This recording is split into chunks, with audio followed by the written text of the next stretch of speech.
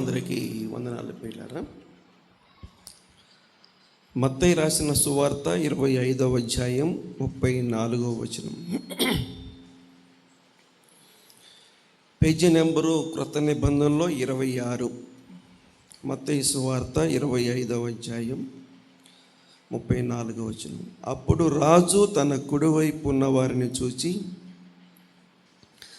నా తండ్రి చేత ఆశీర్వదించబడిన వారులారా రండి, లోకము పుట్టినది మొదలుకొని మీ కొరకు సిద్ధపరచబడిన రాజ్యమును స్వతంత్రించుకొనడి. ప్రార్థన. కృపామయుడ, ఘనమైన మీ నామమున వందనాలు. ఆరాధన గంభీరంగా జరిగించి మీరు మహిమ పొందారు. ఇట్టి ఆరాధనలో ఉన్న మాకు భవిష్యత్తు ఎంత దీవెనకరంగా ఉందో మీరు నాయన మీ గ్రంథములో నుంచి మీరు వివరించి ఇంకా మా విశ్వాసాన్ని అభివృద్ధిపరచండి, అనేక మందికి విశ్వాసాన్ని కలిగించమని యేసు ప్రభు పరిశుద్ధమైన నామములో ప్రార్థన చేసి వేడుకుంటున్నాము తండ్రి. ఆమేన్. ప్రియులారా, మత్తయి రాసినటువంటి సువార్త 25వ అధ్యాయం 34వ వచనాన్ని మరొకసారి మనం చదువుకున్నాం. ఈ భాగంలో ప్రభువు నమ్ముకున్న బిడ్డల్ని రేపొద్దున ప్రభువు రాజ్యంలోనికి దేవుడు చేర్చబోతూ ఉన్నాడు. ఆ రాజ్యం ఎలాగుంటుందనే సంగతిని ఈ దినం మనం కొద్ది నిమిషాలు విందాం. 25వ అధ్యాయం 34వ వచనం. అప్పుడు రాజు అప్పుడు రాజు ఇప్పుడు ఎలాగున్నాడు? అప్పుడు రాజు ఇప్పుడు ఇందాక చెప్పాడే కదా అన్నయ్య, ఎక్కడ పుట్టాడు? పశువుల పాకలో పుట్టాడు. ఎలా పుట్టాడు? దీనాతి దీనంగా పుట్టాడు. ఆ పుట్టుకును బట్టి వినండి, ఈ రోజుకు కూడా ప్రభు అయిన యేసుక్రీస్తు వారిని అర్థం చేసుకోలేకపోతుంది లోకం. యేసుక్రీస్తు అనగానే చాలా తక్కువగా పిల్లరా ఆలోచన చేస్తూ ఉన్నారు. వాస్తవంగా ఆయన ఎవరంటే రాజే కాదు, రాజులకే రాజు. ఎలా చెప్పనా, అసలు ఇప్పుడు ఏర్పాటు చేసిన రాజులందరినీ కూడా ఆయనే పుట్టించాడు. ఇంకా చెప్పాలంటే ఇప్పుడు ఏర్పడిన ప్రభుత్వాలు కూడా ఆయన ప్రణాళికలో వచ్చిన ప్రభుత్వాలే పిల్లల. ఇంత చేసినా ఆయన ఏం చేయట్లేదు, గుర్తించట్లేదు. సరే, గుర్తించిన మనకి ఇక్కడ వాక్యంలో మనం చూస్తూ ఉన్నాము. అప్పుడు రాజు తన కుడివైపున్న వారిని చూచి, నా తండ్రి చేత ఆశీర్వదించబడిన వారులారా. మర్చిపోయారా? గుర్తుందా? ఆశీర్వాదం అంటే ఏంటి? వందనాలు. ఆశీర్వాదం అంటే మారు మనసు పొందటం.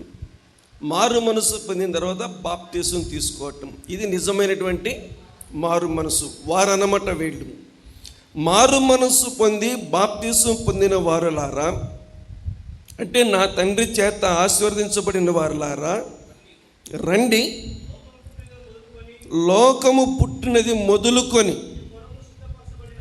మీ కొరకు సిద్ధపరచబడిన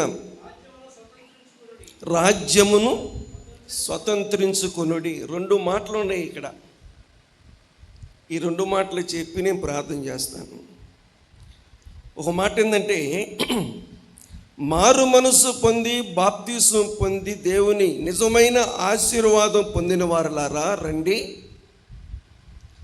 లోకం పుట్టినది మొదలుకొని మీ కొరకు సిద్ధపరచబడిన రాజ్యం ఒకటిది.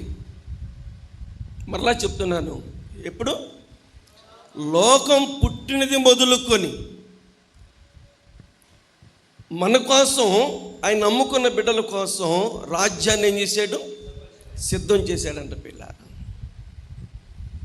నేను ఎన్నిసార్లు చదివినా మీకు ఇది ఆశ్చర్యం అని అనిపించట్లా. కానీ ఇది ఒక ఆశ్చర్యమైన విషయం. లోకం పుట్టింది మొదలుకొని మన కోసం రాజ్యాన్ని సిద్ధం చేశాడంట. లోకం ఎప్పుడు పుట్టింది, మనం ఎప్పుడు నమ్మాం? అసలు ఈ రెండింటికి ఏమైనా సంబంధం ఉందా? లోకం ఎప్పుడు పుట్టింది, మనం దేవుణ్ణి ఎప్పుడు నమ్మాం? కొంచెం లెక్కేద్దాం. ఆ లెక్క చూసుకొని అంశంలోకి వెళ్ళిపోదాం. పిల్లరా, లోకం ఎప్పుడు పుట్టింది అంటే పూర్తి అంచనాలు మనం చేయలేములే, కానీ బైబిల్ ఆధారాన్ని బట్టి కొంచెము రాయబడిన సంగతిని ఇప్పుడు చూద్దాం. రండి. మత్తయి రాసిన సువార్త 1వ అధ్యాయం 17వ వచనం. బైబిల్ గ్రంథం మత్తయి రాసిన సువార్త 1వ అధ్యాయం 17వ వచనం, పేజీ నెంబరు క్రొత్త నిబంధనలో 1 అధ్యాయం 1 వచనం 17. ఇట్లు అబ్రహాము మొదలుకొని దావీదు వరకు తరములన్నీ, కొంచెం నిదానంగా లెక్క రావాలి మనకు, అందుకని అబ్రహాము మొదలుకొని దావీదు వరకు 14 తరములు. 2 దావీదు మొదలుకొని యూదులు బబులోనునకు చెరగా కొనుపోబడిన కాలానికి 14 తరములు. బబులోను చెర నుండి ప్రభువైన యేసుక్రీస్తు వారు ఈ లోకానికి పుట్టిన వరకు 14 తరములు. 3 14లు. బాగా చెప్పారు. ఎంతనా? 3 14లు 42, అంటే సుమారుగా 4000 సంవత్సరాలు. యేసుక్రీస్తు వారు ఈ భూమి మీదకి పుట్టేంత వరకు 4000 సంవత్సరాలు. ఇప్పుడు యేసు ప్రభు పుట్టి ఇప్పటికీ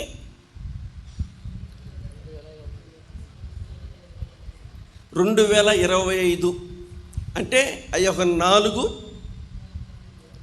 ఈ యొక్క 2, మొత్తం 6000 పిల్లలు. అబ్రహాము నుండి దావీదు వరకు 14, దావీదు నుండి ఇశ్రాయేలు బబులోని చెరకెళ్ళేంత వరకు 14, చెర నుండి ప్రభువైన యేసుక్రీస్తు వారు భూమి మీదకి వచ్చిన వరకు 14, యేసుక్రీస్తు వారు పుట్టిన కాడి నుంచి ఆయన పరలోకానికి వెళ్ళిపెట్టి మనం ఉన్నంత వరకు 2025 పిల్లారా. ఇలా చెప్పనా, అబ్రహాముతో స్టార్ట్ అవ్వాలా, ఇంకా అబ్రహాము కంటే ముందు చరిత్ర ఉంది. అబ్రహాము కంటే ముందు చరిత్ర ఉంది. ఆ లెక్కకొస్తే ఎప్పటి నుంచి ఇది స్టార్ట్ అయిందంటే ఆదాము నుంచి అబ్రహాము దాకా రావాలి. ఆదాము నుండి అబ్రహాము దాకా రావాలి. ఆదాము నుండి నోవాహు దాకా వచ్చి నోవాహు నుంచి మళ్ళీ అబ్రహాము దాకా రావాలి. ఆ లెక్కలు మనం చేయలేము. ఇంకొక లెక్క కూడా చెప్తున్నాను నేను. 2వ అధ్యాయంలో ఆదాము కంటే ముందు సృష్టి ఉంది. సృష్టి ముందా మనిషి ముందంటే పిల్లరా, ముందు సృష్టి, తర్వాత మనిషి. అంటే 1వ అధ్యాయం అంతా సృష్టి, 2వ అధ్యాయంలో మానవుడు పిల్లారా. అంటే సృష్టి, మానవుడు, ఆదాము నుంచి నోవాహు, నోవాహు నుంచి అబ్రహాము, అబ్రహాము నుంచి దావీదు, దావీదు నుంచి ఇశ్రాయేలు చెర నుండి ప్రభువైన యేసుక్రీస్తు వారు పుట్టిన కాడి నుంచి మళ్ళీ ఇప్పటికో. అయితే అంశం ఏంటంటే పిల్లరా, ఏనండి వాక్యం, లోకము పుట్టినది మొదలుకొని, అంటే లోకం పుట్టింది ఎప్పుడు, మనం నమ్మింది ఎప్పుడు? మనం నమ్మింది, నేను నమ్మింది చెప్తున్నాను, మీరు కూడా లెక్కలేసుకోండి. 1974 పుట్టింది, నమ్మటం కాదు. ఈ భూమి మీద తల్లి కడుపులో నుంచి భూమి మీద పడింది 1974. యేసుక్రీస్తులో పుట్టింది 92. యేసుక్రీస్తులో పుట్టింది 92. 92వ సంవత్సరం ఎక్కడ, లోకం పుట్టింది ఎక్కడ? ఈ 92వ సంవత్సరంలో పుట్టిన నాకు లోకం పుట్టింది మొదలుకొని ఆ లెక్కకొస్తే సంవత్సరం పుడతానే ఉన్నారు. యేసు క్రీస్తులో సంవత్సరం నమ్ముతానే ఉన్నారు. గత 2 సంవత్సరాల క్రితం కూడా పిల్లలు కొంతమంది ప్రభువుని నమ్ముకున్నారు. ఈ రోజుకి కొన్ని సంఘాలలో ప్రతి ఆదివారం కొంతమంది పుట్టుకుంటూ వస్తూ ఉన్నారు. ఇప్పుడు పుట్టిన వాళ్ళకి లోకం పుట్టినది మొదలుకొని, అంటే ఇప్పుడు పుట్టిన వాళ్ళకి లోకం పుట్టినప్పటి నుంచి దేవుడు సిద్ధం చేసుకుంటూ వచ్చాడంట. క్రీస్తునందు పిల్లరా, అర్థమైందో లేదో? అంటే ఇది మనం ఎలా వేసుకోవచ్చు లెక్కలు? బైబిల్ గ్రంథంలో ఇంకొక మాట కూడా ఉంది. కీర్తనల గ్రంథం 84వ కీర్తన 10వ వచనం. నీ ఆవరణములో, బైబిల్ గ్రంథములో కీర్తనల గ్రంథం 84వ కీర్తన 10వ వచనం. నీ ఆవరణములో ఒక దినము గడుపుట 1000 దినముల కంటే. అంటే ఇట్లా చేశాడు లెక్కలో. ఇప్పుడు పుట్టినోళ్ళకి దేవుడు ఒకరోజు మందిరానికి రాగానే దానికి ఎంత జత చేస్తున్నాడు? 1000. ఒకరోజు గడిపితే దానికి దేవుడు ఎంత లెక్క కడుతున్నాడంటే 1000 దినాలు లెక్క కడుతున్నాడు పిల్లారా. ఈ లెక్కలన్నీ పోల్చుకుంటే లోకం పుట్టింది మొదలుకొని దేవుడు మన కోసం ఏం చేశాడు? ఆయన సిద్ధపరిచాడు. ఇంకొక మాట చెప్పనా, ఆదాము నుండి నేటి వరకు ఎంతమంది భక్తులు, మహాభక్తులు, గొప్ప భక్తులు, వారితో పాటు కూడా ఏం చేశాడు? మనల్ని సమానం చేశాడు పిల్లరా. భక్తిని బట్టి అక్కడ బహుమానం ఉంటుంది, చేసిన సేవను బట్టి అక్కడ బహుమానం ఉంటుంది. కానీ దేవుని రాజ్యం మాత్రం పాత నిబంధన గ్రంథంలో ఉన్నటువంటి భక్తులందరితో పాటు క్రొత్త నిబంధన భక్తులను కూడా ఏం చేశాడు? సమానం చేశాడు పిల్లారా. వాళ్ళు ఎంతో గొప్ప భక్తులు. వాళ్ళకు ఒక్కొక్కరికి ఒక్కొక్క చరిత్ర ఉంది పిల్లారా. ఆ చరిత్ర చెప్పుకుంటా ఉంటే కళ్ళంటి రక్తం పడుతుంది అన్నమాట. అంత గొప్ప చరిత్ర కలిగిన భక్తులు ఉన్నారు. వాళ్ళతో పాటు మనకు కూడా దేవుడు ఏం ఏర్పాటు చేశాడు? రాజ్యాన్ని ఏర్పాటు చేశాడు. నా తండ్రి చేత ఆశీర్వదించబడిన వారులారా, రండి, లోకం పుట్టింది మొదలుకొని మీ కొరకు సిద్ధపరచబడిన రాజ్యాన్ని స్వతంత్రించుకునడి. దేవుని నమ్ముకున్న బిడ్డలమైన మనకి ఆయన ఒక గొప్ప రాజ్యాన్ని సిద్ధం చేశాడు. మనల్ని ఆ రాజ్యములో ప్రవేశపెట్టబోతున్నాడు. ఎలా ఉంటుంది ఆ రాజ్యం? ఆ రాజ్యం ఎలాగుంటుంది? ఎవరిని అడిగితే చెప్తారు ఆ రాజ్యాన్ని గురించి? బబులోను సామ్రాజ్యానికి చెరగపోయిన ఇశ్రాయేలుని అడుగుదామా? లేకపోతే ప్రధాన గాయకుడైనటువంటి దావీదుని అడుగుదామా? ప్రారంభంలోనే అబ్రహామును అడుగుదామా? నోవాహును అడుగుదామా? ఆదామును అడుగుదామా? ఆయన రాజ్యం ఎలాగుంటుంది? ఆ రాజ్యం యొక్క పద్ధతులు, దాని విధానం ఎలాగుంటుంది? ఎవరు చెప్పగలుగుతారు అని అంటే ఆ రాజ్యాన్ని గురించి ఎవరిని అడిగినా పూర్తిగా ఏం చేయలేరు, చెప్పలేరు పిల్లరా. మరి ఎవరిని అడిగితే చెప్తారు అని అంటే యోహాను సువార్త 18వ అధ్యాయం 36వ వచనం, క్రొత్త నిబంధన.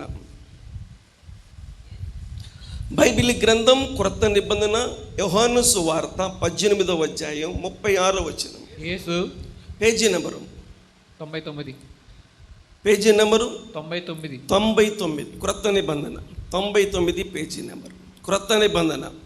యేసు నా రాజ్యము ఈ లోక సంబంధమైనది కాదు. అంతే పిల్లారా, నా రాజ్యం అలాంటిది ఈ లోక సంబంధమైంది కానీ కాదు. ఇప్పుడు మనం రాజ్య పరిపాలనలోనే ఉన్నాం. పిల్లలు గమనించండి, ఇప్పటికీ ఎంతోమంది రాజులు, ఎంతోమంది ప్రధానులు, ఎంతోమంది పరిపాలన చేస్తూ ఉన్నట్టుగా ఆ పరిపాలనలో మనం గమనించుకుంటూ వస్తూ ఉన్నాం. ఎవరి పరిపాలన ఎలాగుంది, ఎవరి పరిపాలన ఏ రకంగా ఉంది అనేది పిల్లరా మనందరం చెప్పగలుగుతాం మనకున్న అనుభవాన్ని బట్టి. కానీ బైబిల్ గ్రంథంలో రాయబడిన మాట ఏంటంటే నా రాజ్యము ఈ లోక సంబంధమైంది కానే కాదు. అంటే ఆ రాజ్యము ఎంత ప్రత్యేకమైందో, ఆ రాజ్యము ఎంత చెప్పుకోదగ్గదో పిల్లరా. రండి, రేపొద్దున దేవుడు భూమి మీద రాజ్యము పరిపాలన చేయబోతూ ఉన్నాడు. ఆ రాజ్య పరిపాలన యొక్క విధానం ఎలాగుంటుంది అంటే, మొట్టమొదటి మాట బైబిల్ గ్రంథం యెషయా గ్రంథం 11వ అధ్యాయం 6వ వచనం. భూమి మీద దేవుడు రాజ్య పరిపాలన చేయబోతూ ఉన్నాడు. ఆ రాజ్య పరిపాలన యొక్క పద్ధతి ఎలాగుంటుందో ఆయనే తన గ్రంథంలో రాశాడు. తోడేలు బైబిల్ గ్రంథంలో పాత నిబంధన యెషయా గ్రంథం 577 11వ అధ్యాయం 6వ వచనం.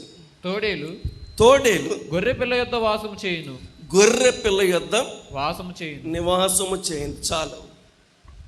తోడేలు, గొర్రె పిల్ల, గొర్రె పిల్ల, తోడేలు. పిల్లరా, ఆయన రాజ్యం పద్ధతి. గొర్రె పిల్ల, తోడేలు రెండు కలిసి ఏం చేస్తాయి? నివాసం చేస్తాయి అంట పిల్లరా. సహవాసం చేస్తాయి, స్నేహం చేస్తాయి, కలిసి మెలిసి ఉంటాయి పిల్లరా. ఇప్పుడు ప్రస్తుతం కాలంలో గొర్రె పిల్ల, తోడేలు అని చెప్పండి. ఇప్పుడు ప్రస్తుతం గొర్రె పిల్ల, తోడేలు, తోడేలు, గొర్రె పిల్ల. అసలు తోడేలు యొక్క పద్ధతి, తోడేలు యొక్క మనస్తత్వం, తోడేలు యొక్క విధానం 20వ అధ్యాయం 29వ వచనం అపొస్తలుల కార్యముల గ్రంథం. అపొస్తలుల కార్యముల గ్రంథం 20వ అధ్యాయం 29వ వచనం. నేను వెళ్ళిన తర్వాత క్రొత్త నిబంధన పేజీ నెంబరు 123 క్రొత్త నిబంధన బైబిల్ గ్రంథంలో అపొస్తలుల కార్యముల గ్రంథం 20వ అధ్యాయం 29వ వచనం. నేను వెళ్ళిపోయిన తర్వాత క్రూరమైన తోడేళ్ళు, మామూలు తోడేలు కాదు. ఏంటిది? తోడేలు యొక్క లక్షణం ఏంటి? క్రూరమైన తోడేలు మీలో ప్రవేశించునని నాకు తెలియను. వారు మందను కనికరింపరు. అంటే తోడేలు గొర్రె పిల్ల కనబడగానే ఏం చేయదు? తోడేలు గొర్రె పిల్ల ఎప్పుడు కనబడిద్దా అని కూడా ఎదురు చూస్తూ ఉంటుంది. కారణం ఎందుకంటే తోడేలు గొర్రె పిల్లను పట్టి ఏం చేసేది? అంతే. ఈ లోక రాజ్యం ఎలాగుంటుంది? ఈ లోక రాజ్యం ఎలాగుంటుంది? ఈ లోక పరిపాలన ఎలాగుంటుంది? ఈ లోక పద్ధతి ఎలాగుంటుంది అంటే గమనించండి, చీల్చేయటమే. ఎవరిని? ఎక్కడికెక్కడికి చీల్చటమే. రక్తాలు ఏరులై పారుతాయి పిల్లలు, రక్తాలు ఏర్లై పారుతా ఉన్నాయి. కానీ ఆయన రాజ్యంలో చూద్దామనే కనబడదు రక్తపు బొట్టు, చూద్దామనే కనబడదు రక్తపు బొట్టు. పిల్లరా, ఎంత మంచి రాజ్యాన్ని దేవుడు ఆయన నమ్ముకున్న బిడ్డలకి ఆయన సిద్ధం చేస్తున్నాడో చూడండి. మనం నమ్ముకున్న దానికి ప్రతిఫలం పొందబోతున్నాం. మనం నమ్ముకున్న దానికి ఒక గొప్ప ప్రతిఫలాన్ని పొందబోయేటువంటి సమీపంలో మనం ఉన్నాం. ఈ ఆరాధనలు ఇంకెక్కువ చేయండి. అన్నయ్య చెప్పినట్టుగా కొన్ని కార్యాలను బట్టి ఆరాధనలు ఎగ్గొడతా ఉంటారు. అలాంటి పద్ధతులు మానుకోండి పిల్లరా. తప్పనిసరిగా దేవుని సన్నిధికి రండి. రేపు పొద్దున దేవుని రాజ్యాన్ని స్వతంత్రించుకున్నది. తోడేలు గొర్రె పిల్లను పట్టి చీల్చేసిద్ది పిల్లరా. అందుకని గొర్రె పిల్ల కూడా బతకాలి, మేత తినాలన్న దానికి ఎలాగుంటుంది? భయంగా తింటుంది పిల్లరా. ఎందుకు? ఏమో ఎటు నుంచి వచ్చేసి తోడేలు పట్టుకెళ్ళిపోయిద్దో అని భయంగా తింటుంది పిల్లరా. భయంగా తింటుంది. ఆ లెక్కపోతే ప్రతీది భయమే. ఈ రాజ్యంలో ప్రతీది భయమే. మీరేమంటారు? కనీసం కోడి పిల్ల గింజలు తినాలన్నా భయమే. ఎందుకు? కోడి పిల్ల గింజలు తినాలన్నా భయమే. ఎందుకంటే దానికి ప్రాణాపాయం ఉంది పిల్లలు, దానికి ప్రాణాపాయం ఉంది పిల్లరా. ఆ లెక్కకొస్తే ప్రాణాపాయం లేనిదేముంది? నా రాజ్యము ఈ లోక రకమైంది కానే కాదు. ఈ లోక రాజ్యాలు ఎలాగుంటాయి అంటే అంతా భయమే పిల్లరా. తోడేలు గొర్రె పిల్ల యొద్ద ఏం చేసిద్ది? అసలుకి ఏ భయం లేకోకుండా రెండు కలిసి ఉంటాయి. బైబిల్ గ్రంథంలో మనం చూస్తూ ఉన్నాం. ఎలాగుంటుంది ఆయన రాజ్యం అంటే 11:7 యెషయా గ్రంథం, 11:7 యెషయా గ్రంథం. బాలుడు వాటిని తోలును, ఆవులు ఎలుగులు కూడి మేయును, వాటి పిల్లలు ఒక చోటనే పండుకొనును. ఎద్దు మేయినట్లు, ఎద్దు మేసినట్టు సింహము గడ్డి మేయును, సింహము గడ్డి మేయును. విన్నారా? గడ్డిది ఎవరు మేస్తుంది?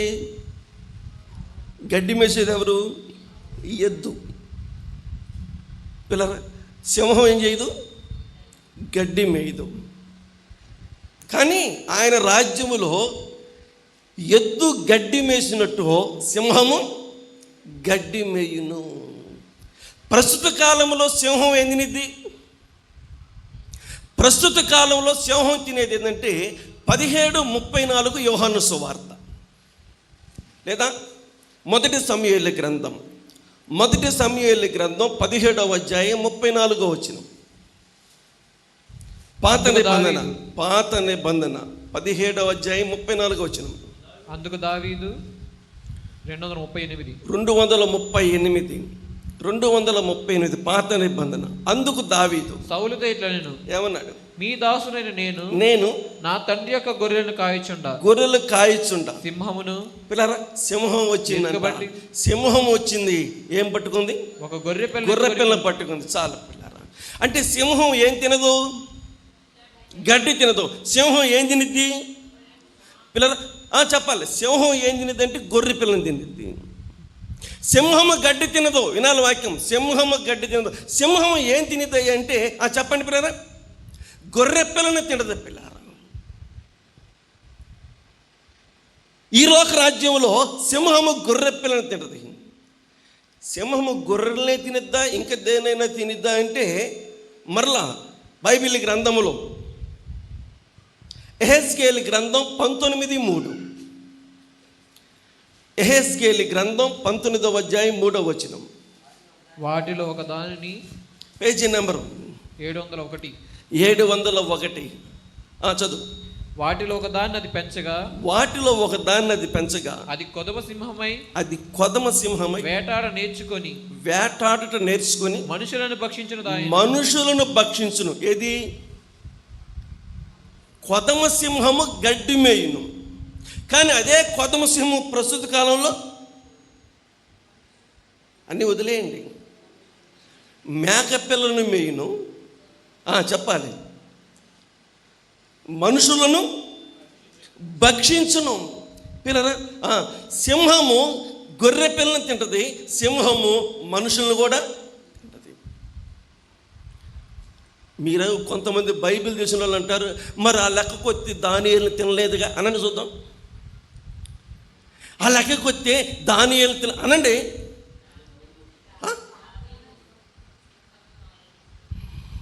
దానియేలుని ఎక్కడ వేశారు? సింహాల గుహలో వేశారు. మళ్ళీ సింహాలు దానియేలు ఏం చేయలేదు? తినలేదు. పిల్లరా, సింహాలు దానియేలు తినలేదు. కానీ ఆ తర్వాత సింహాలు ఎవరు తిని? ఎంతమంది అయితే దానియేలు మీద కుట్ర పన్ని సింహాల బోన్లో వేసారో వాళ్ళ కుటుంబాలను మొత్తం తీసుకెళ్ళి ఏం చేశారు? సింహాల గుహలో పడేశారు. అప్పుడు సింహాలు ఏం చేసినాయి?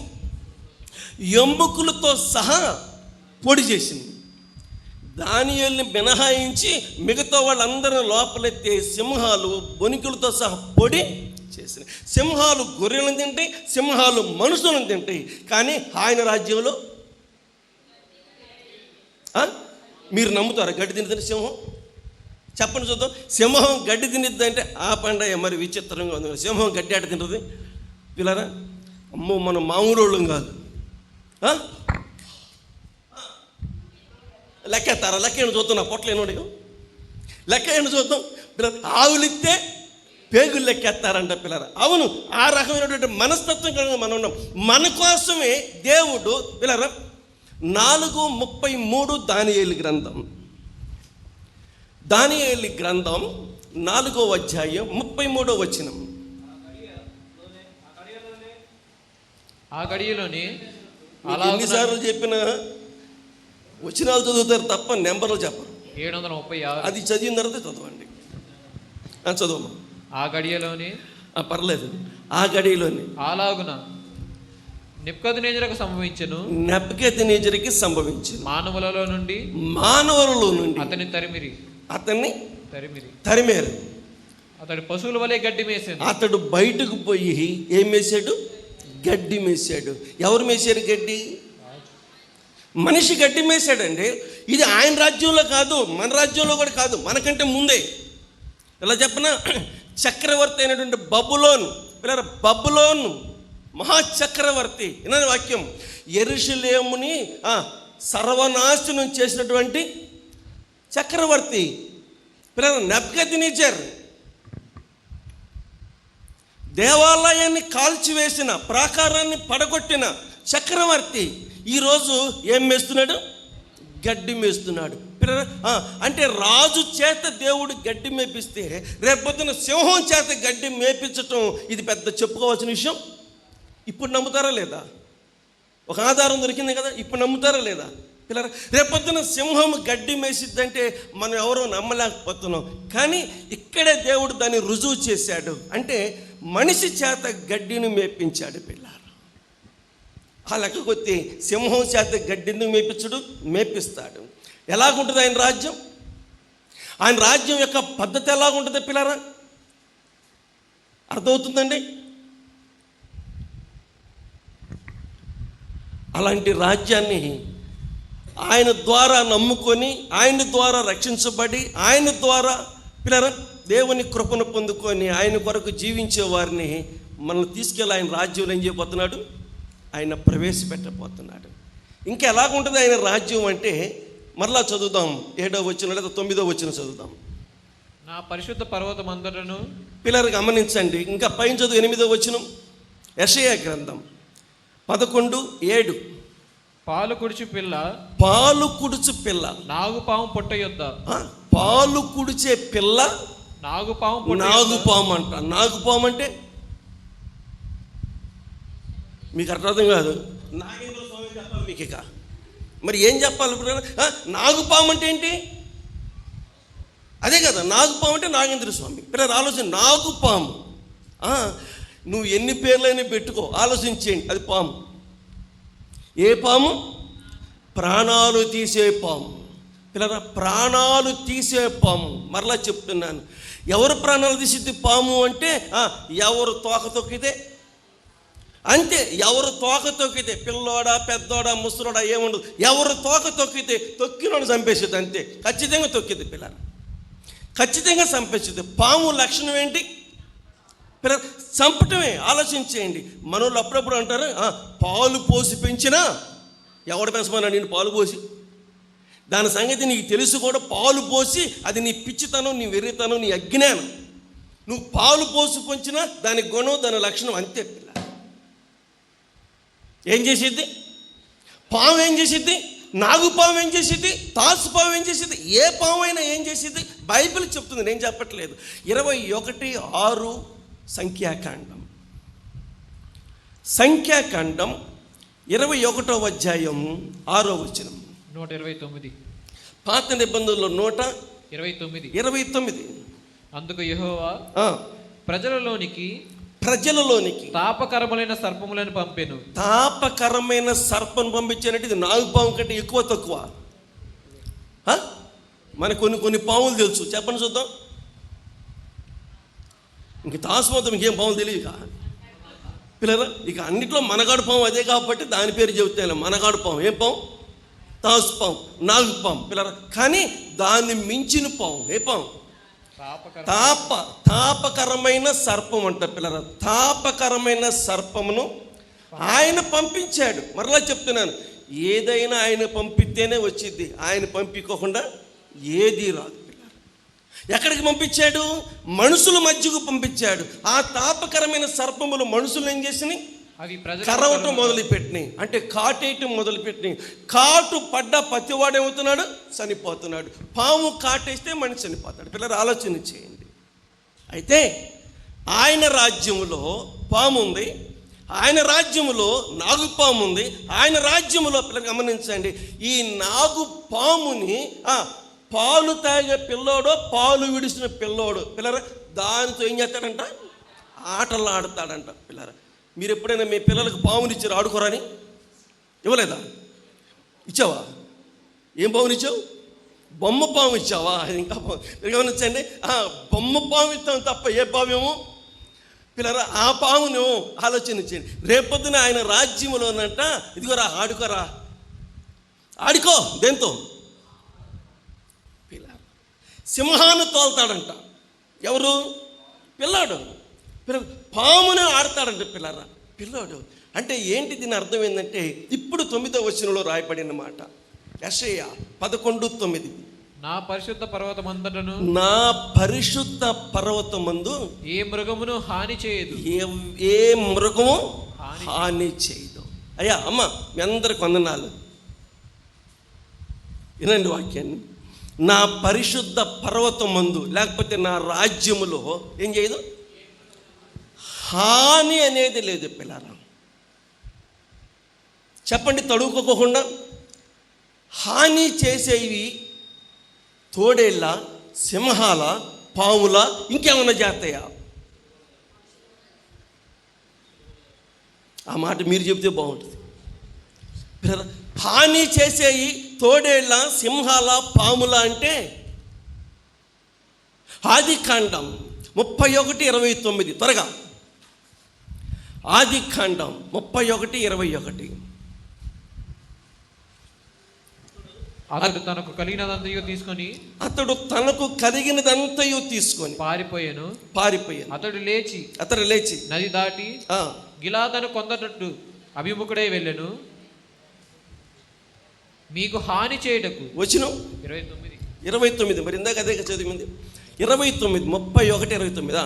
మీకు హాని చేయుటకు, మీకు హాని చేయుట నా చేతవును.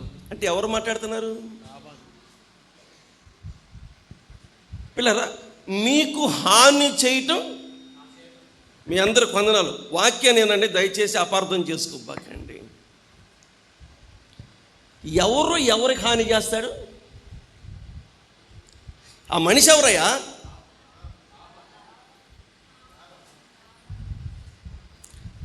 పిల్లనిచ్చిన మావయ్య బాబు. లాభానేలే, మీరు చెప్పిన మాట లాభానేలే. పిల్లనిచ్చిన మామ అల్లుడికి ఏం చేస్తాడు? హాని చేస్తాడంట. నేనంటే పిల్లనిచ్చినటువంటి అల్లుడికి హాని చేస్తే పిల్ల ఏమైతే? ఎవడైనా బుద్ధి తక్కువైనవాడు ఎవడైనా ఈ పని చేస్తాడా? కూతురు జీవితాన్ని ఏమనుకుంటారు? బాగుండనుకుంటాడు. ఈ పనికి మళ్ళాడు ఇంతకన్నా పనికి మళ్ళాడు ఇంకోటి ఉన్నాడు. చెప్పండి, నేను మీరు చెప్పండి చూద్దాం. వందనాలు. ఇంతకన్నా పనికి మళ్ళాడు ఇంకోటి ఎవడో సౌలు. వందనాలు, బాగా చెప్పారు పిల్లారా. అర్థమవుతుందా? చివరికి కూతురు దిగిపోయి నా శత్రువుని కూతురు నా శత్రువు నుండి తప్పించావు, లేకపోతే ఒక పోటు పొడి చేసేవాడిని. పిల్లారా అయ్యో ఏంటి అసలు పరిస్థితి? ఏంటి దారుణాలేంటి? ఇంత ఘోరమే. పిల్లలు గమనించండి, ప్రస్తుతం మనం ఉన్నటువంటి పరిపాలన విధానాలు ఎలా ఉన్నాయి? ఎవరు పరిపాలన చేసినా పిల్లలు గమనించండి, ఎంతోమంది పరిపాలన చేశారు. ప్రతి పరిపాలనలో ఈ రకమైన పరిస్థితులే కనపడుతున్నాయి. ఏం కనపడుతుంది పిల్లరా? హాని చేసుకోవటం పిల్లలు. హాని చేయటం నాకు చేతవును. తన మననే పని లేనే లేదు. వాళ్ళ స్వార్థం కోసం పిల్లలు, వాళ్ళ బ్రతుకుల కోసం. వారిలోనే హాని కాదు, మనలో కూడా హాని చేసేవాళ్ళు లేరటానికి వీలు లేని లేదు. మనలో కూడా హాని చేసేవాళ్ళు ఉన్నారు. గుర్తుంచుకోండి, ఒకవేళ మనలో హాని చేసేవాళ్ళు ఉంటే ఆ మంచి రాజ్యంలోనికి ఏం చేయలేరు? చేరలేరు. ఆ మంచి రాజ్యంలోనికి చేరలేరు పిల్లరా. కాబట్టి నా పరిశుద్ధ పర్వతం ముందు నా రాజ్యములో గమనించండి, ఏది ఏం చేయదు? హాని చేయదు పిల్లరా, హాని చేయదు. ఎంత మంచి రాజ్యాన్ని మనము స్వతంత్రించుకోబోతున్నాము. రండి, ఇంకా యేసుక్రీస్తుని నమ్మకపోతే నమ్మండి. ఆ రాజ్యం కోసం సిద్ధపాటు కలిగి ఉండాలి. బైబిల్ గ్రంథములో నా రాజ్యం ఈ లోక సంబంధమైంది కాదు. ఆ రాజ్యం చాలా ప్రత్యేకంగా ఉంటుంది. ఎలాగుంటుందయ్యా ఆ రాజ్యం అంటే, యెషయా గ్రంథం 33:29 లేదా 24. యెషయా గ్రంథం, నాకు దేహములో బాగులేదని, యెషయా గ్రంథం 33వ అధ్యాయం 24వ వచనం. 596. 596. నాకు దేహములో బాగులేదని, నాకు దేహములో బాగాలేదని, అందులో నివసించువాడు ఎవడు అన్నాడు. అందులో నివసించువాడు ఎవడు అన్నాడంట. ఏమన్నాడు? మరలా ఏమన్నారు? ఇక్కడున్న వాళ్ళందరూ ఎలా ఉంటారు? ఎవరైనా కదిలేండి ఏమంటారు? సరిగ్గా చెప్పండి, సరిగ్గా చెప్పండి. బాగాలేదు కాదు, అసలేం బాగాలేదంట. అదేంటో చూడండి. బాగాలేయటం కాదు, అసలేం బాగాలేదంట. మరి అసలేంటో మరి పిల్లల, అసలు శిశులు కూడా ఉంటుందంటే అసలేం బాగాల. మీ ముందు నిలబడ నా కూడా బాగాల. పిల్లల, ఆ లెక్కకు వస్తే ఈ మట్టి దేహములో ఉన్న ప్రతి ఒక్క వ్యక్తికి చెప్పాలి, ఎవరైనా సరే ఈ మాట అనాల్సిందే, అని తీరాల్సిందే. ఈ లోకములో ఉన్నంత కాలం బ్రతికినంత కాలం ఈ శరీరము పిల్లలు గమనించండి, మనల్ని బాధించిద్ది, మనల్ని వేధించిద్ది. పిల్లలు కురుపులతో నిండిపోయాను. లాజరు అరికాలు మొదలుకొని తల వరకు విపరీతమైన గాయాలు. యోబుకి ఆ దినములలో హిజ్కియాకి మరణకరమైన రోగము. ఇది నా ఎద్దు నుంచి తీసివేయాలని నేను ముమ్మారు దేవునికి. పౌలు తరచుగా వచ్చే కడుపుల నొప్పి. తిమోతికి, నేను చెప్పినందరూ నమ్మినోళ్ళు కాదు పిల్లరా. రోగాలు నమ్మినా వస్తాయి, నమ్మకపోయినా. నిన్న శుక్రవారం ఒక ఆంకాడికి వెళ్ళి, ఏమ్మా చర్చికి రావట్లేదు నువ్వు, దాదాపుగా 4 నెలలు అవుతుందంటే, ఏముందండి అయ్యగారు చర్చికి వచ్చిన ఈ గూడి నొప్పి అసలు పోవట్లా. ఏంటి ఈ గూడి నొప్పి పోవట్లేదంట. నేను గూడి నొప్పికి చర్చికి సంబంధం అంటే, గూడి నొప్పి కోసం చర్చికి వస్తున్నాను రామా, మాకేం తెలుసు. 4 నెలల నుంచి వస్తుంటే ఈ గూడి నొప్పి పోవట్లేదంట. అంటే ఇప్పుడు ఏంటంటే మరి ఏం చేయమంటావు? గూడి నొప్పి పోవట్లేదు, అందుకే నేను చర్చికి రావట్లేదు. నీకు వందనాలు తల్లి. గూడి నొప్పులకి, తలనొప్పులకి, కాళ్ళ నొప్పులు కాదు చర్చి. పిల్లరా గమనించండి, గూడి నొప్పులకి, కాళ్ళ నొప్పులకి, ఆ తలనొప్పులు కాదు చర్చి. ఇంకా అలాంటివి కావాలంటే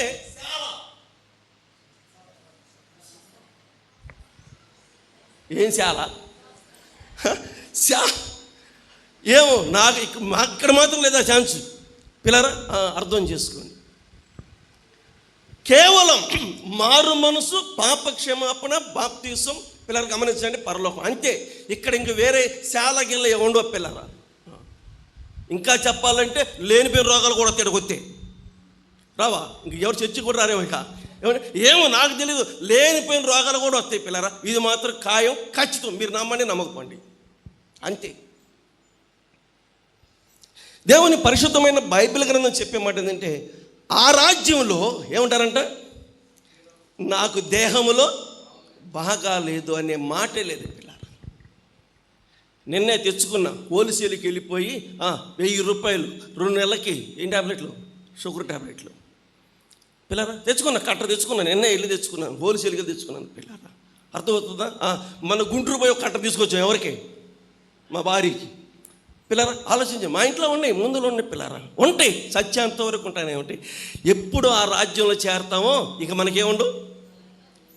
చెప్పలేదండి, పరకడుపున ఒకటి, అబ్బా ఇంకా టిఫిన్ తర్వాత ఇంకొకటి, ఇంకా పిల్లలు మధ్యాహ్నం ఇంకొకటి, ఇంకా పిల్లలు ఆలోచించేయండి. వెళ్ళేటప్పుడు తీసుకెళ్తారు సంచులు వేసుకొని. ఏమంటే ఇవన్నీ ఏడా పడేస్తాం పిల్లరా, ఇవన్నీ ఏడా పడేస్తాం. నా రాజ్యములో గమనించండి, నా రాజ్యములో హాని ఉండదు, నా రాజ్యములో చెప్పండి జబ్బు ఉండదు, జబ్బు కూడా ఉండదు పిల్లలు. అంత మంచి రాజ్యం. ఆ రాజ్యాన్ని మనం వివరించలేవులే, కానీ నా టైం ఏంది, నేను ముగిస్తున్నాను. పరిశుద్ధమైన బైబిల్ గ్రంథములో ప్రకటన గ్రంథం చాలాసార్లు విన్నాం, మళ్ళా విందాం. ప్రకటన గ్రంథం 7:16.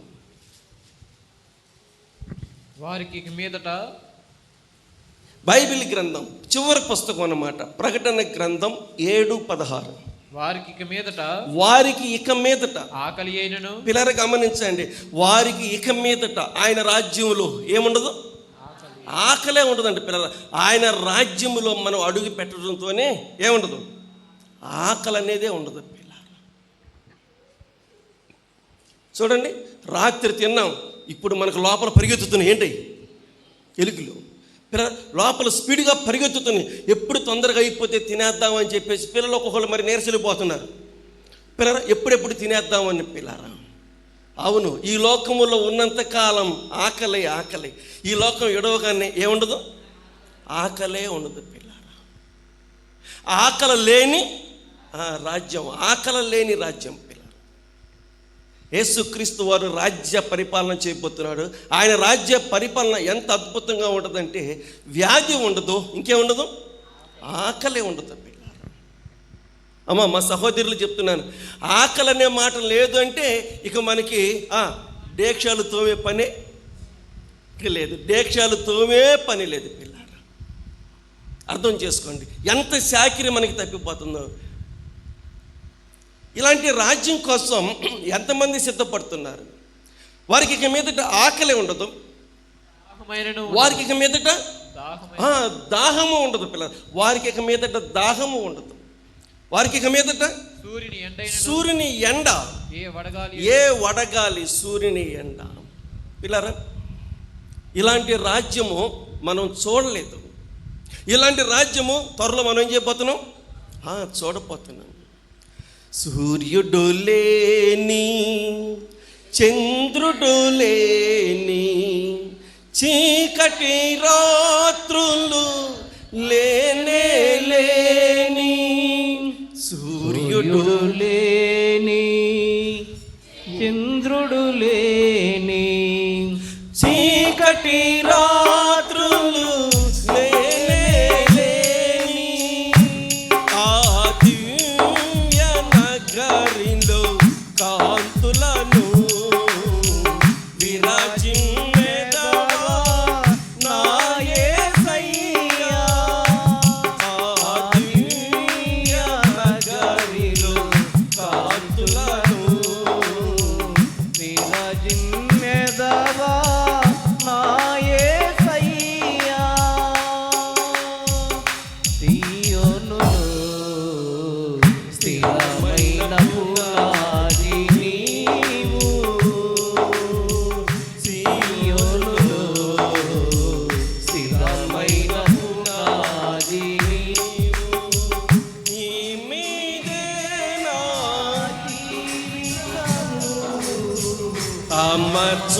అమర్చుకున్నాను, నీ మీదే నా జీవితము అమర్చుకున్నాను. సియోనులో స్థిరమై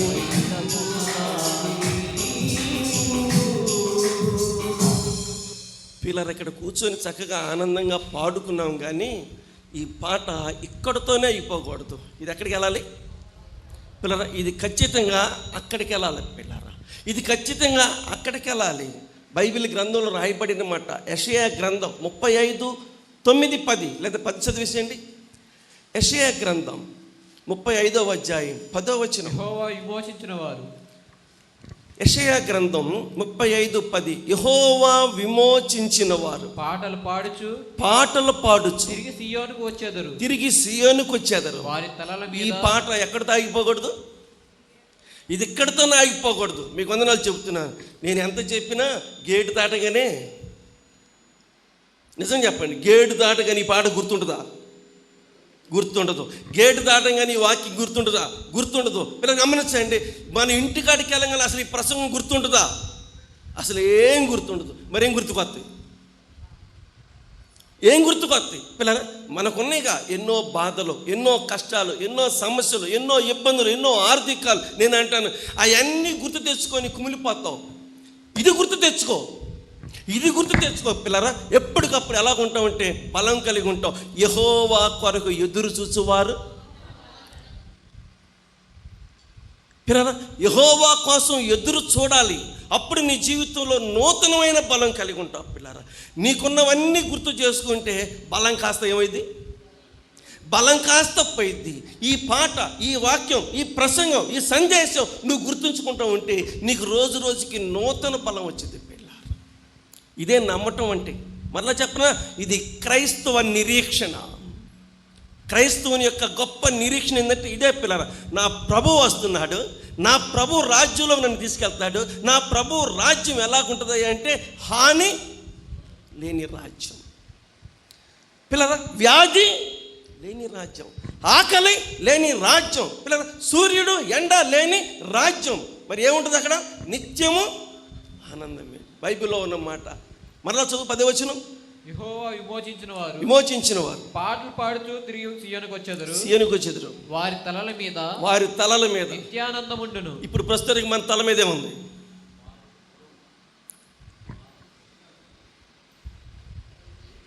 ఏముంది మన తల మీద పిల్లరా? అర్థమవుతుందా?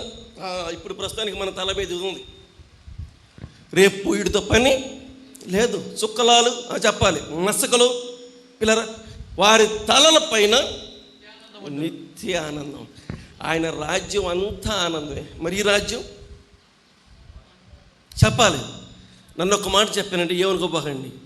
గవర్నమెంట్ ఎన్ని మంచి పథకాలు ప్రవేశపెట్టినా ఇదే మన బతుకంతా కాదని మీరు చెప్పండి. ఎన్ని పథకాలైనా పిల్లలు గమనించండి. ఇట్టాగే అంటాం పిల్లలు, మనం ఇట్టాగే ఉంటాం పిల్లరా. అంటే మనల్ని ఈ రాజ్యాలు ఏం చేయవు? తృప్తిపరచలేవు పిల్లరా. ఈ రాజ్యాలు మనల్ని తృప్తిపరచలేవు. ఆలోచించండి, వాళ్ళు తప్పేం కాదు. ఎంతవరకు తృప్తిపరుస్తారు వాళ్ళు మాత్రం. అయితే అందరినీ తృప్తిపరచగలిగిన వాడు 5 రొట్టెలు 2 చేపలు అరామరగాన సమృద్ధిగాన ఇలా అందరూ తృప్తిగా తిన్నగా 12 గంపలు. ఎవరికి సాధ్యం? ఆయనకే సాధ్యం. అంటే ఆయన రాజ్యం ఎలాగుంటుందో ఇక్కడే కొన్ని సూచనలు చూపించాడు. కాకపోతే మనకి అవన్నీ గుర్తుండు. ఎందుకు గుర్తుండవు అంటే మన బాధలు, మన కష్టాలు, మన వ్యాధులు, మన సమస్యలు, వీటి ద్వారా ఆ మంచి రాజ్యాన్ని మనకి దేవుని గ్రంథంలో రాసి సేవకుల ద్వారా చెప్తున్నా మనకి అవి జ్ఞాపకానికే ఉండవు. ఏది జ్ఞాపకం ఉన్నా లేకపోయినా ఆయన చెప్పిన మాటలు జ్ఞాపకం చేసుకోండి పిల్లలు. ఏ రకమైన దిగులు, బాధ లేకోకుండా పరిస్థితులు ఎలాగున్నా ధైర్యంగా ముందుకు సాగగలుగుతాం. అయ్యేగా షద్రక్, మేషక్, అబేద్నెగోలకు ధైర్యాన్ని కలిగించింది. అయ్యాగా సింహాల బోన్కి వెళ్తున్నటువంటి దానియేలుకి ధైర్యాన్ని కలిగించింది. భక్తులందరూ ఐట్నే గుర్తుంచుకొని వాళ్ళు ధైర్యంగా ముందుకు సాగారు. వాక్యాన్ని చెప్పావా చంపేస్తానంటే ఆయన అంటాడు, పిల్లలు గమనించండి, మేము కళ్ళతో చూసిన దాన్ని, చెవులతో విన్నదాన్ని చెప్పకుండా ఉండలేవు. మీ మాట వినటం కంటే దేవుని మాట వినటం అని పిల్లలు వాళ్ళు ధైర్యంగా. ఎలాగుంది వీళ్ళకి అందరూ ధైర్యం అంటే ఈ మాటలు వాళ్ళకి ఏం కలిగించినాయి? ధైర్యాన్ని కలిగించింది పిల్లరా. మనకి ఈ మాటలు గుర్తుకు రావట్లేదు కాబట్టి మనకు నీరసం అయిపోయి మనం ట్యాబ్లెట్ల మీద ట్యాబ్లెట్లు మింగుతా కూర్చున్నాం. రండి, ఇంత మంచి శ్రేష్టమైన రాజ్యాన్ని ఎవరి కోసం అంటే నా తండ్రి చేత ఆశీర్వదించబడిన వాళ్ళారా, మారు మనసు పొందిన వాళ్ళారా, బాప్తిసం తీసుకున్న వాళ్ళారా, రండి, లోకం పుట్టింది మొదలుకొని మీ కొరకు సిద్ధపరచబడిన రాజ్యాన్ని స్వతంత్రించుకున్నట్టు. ఎంతవరకు నీ ఓపిక అంతా నీదే పిల్లరా. ఇక్కడ కొలతలు ఉన్నాయి, ఇక్కడ అద్దులు ఉన్నాయి, కానీ అక్కడేమి లేదు పిల్లలు, అంతా నీదే. ఎప్పుడయ్యా అంటే వినాలి, ఎప్పుడయ్యా ఇదంటే ఇంకా ఆయన ఏర్పాట్లో కొంతమంది నమ్మనోళ్ళు ఉన్నారు, ఇంకా ఆయన ఏర్పాట్లో ఈ కూడికలో ఉన్నారు, ఇంకా కొంతమంది నమ్మనోళ్ళు మన కుటుంబంలో, మన కడుపును పుట్టినోళ్ళు, మన రక్త సంబంధులు ఇంకా ఉన్నారు. వీళ్ళందరూ రక్షించబడాలని ఆ ప్రభు ఆయన రాకండి ఏం చెప్తున్నాడు? ఆలస్యం చేస్తున్నాడు. పిల్లారా రండి, ఎప్పుడైనా ఆయన రాజ్యం వచ్చింది, మనలందరినీ ఆయన రాజ్యంలో చేరుస్తాడు. ఈ బాధలన్నీ తీరిపోతాయి, సంతోషకరమైన రాజ్యంలో మనం ఉంటాం.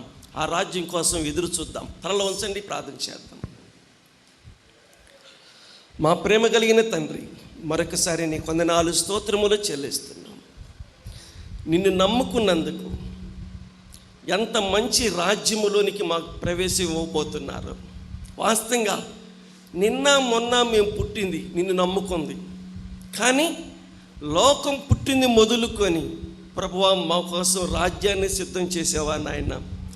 పాత నిబంధనలో అనేక మంది మహా గొప్ప భక్తులతో పాటు మమ్మల్ని సమానులు చేసేవా నాయన. నీకు కృతజ్ఞతలు చెల్లిస్తున్నాం.